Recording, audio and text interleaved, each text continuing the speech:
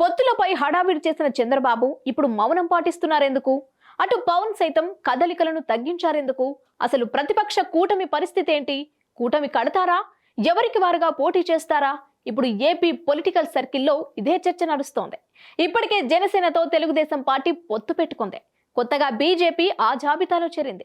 చంద్రబాబు నేరుగా ఢిల్లీ వెళ్లి అమిత్ షా, జేపీ నడ్డాలతో సమావేశమయ్యారు. సుదీర్ఘంగా చర్చించారు. అయితే ఆయన ఢిల్లీ వెళ్లి వచ్చిన తర్వాత పొత్తుల చర్చల్లో మందగమనం కనిపిస్తోంది.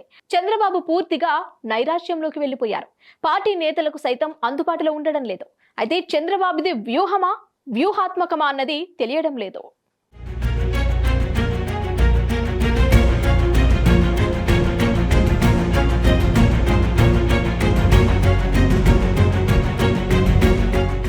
చంద్రబాబు రా కదలిరా సభలు సైతం నిలిచిపోయాయి.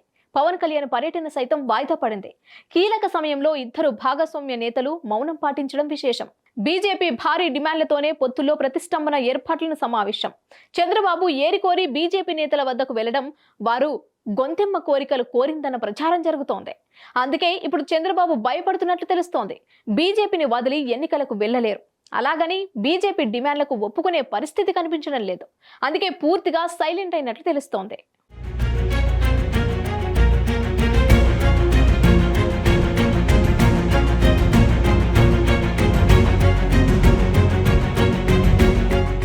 పవన్ కళ్యాణ్ ను చంద్రబాబు ఎలాగోలా తన వైపుకు తిప్పుకున్నారు. కానీ బీజేపీ మాత్రం ఆ పరిస్థితుల్లో లేదు.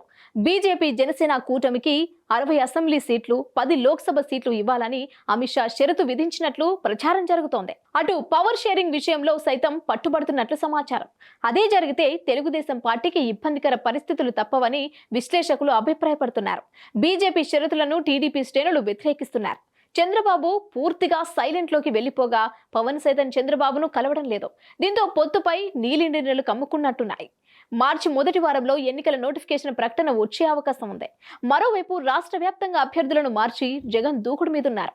సరిగ్గా ఇటువంటి సమయంలోనే అభ్యర్థులను ఖరారు చేసి ఎన్నికల ప్రచారం చేయవలసిన విపక్షాలు ఎవరికి వారుగా ఉంటున్నారు.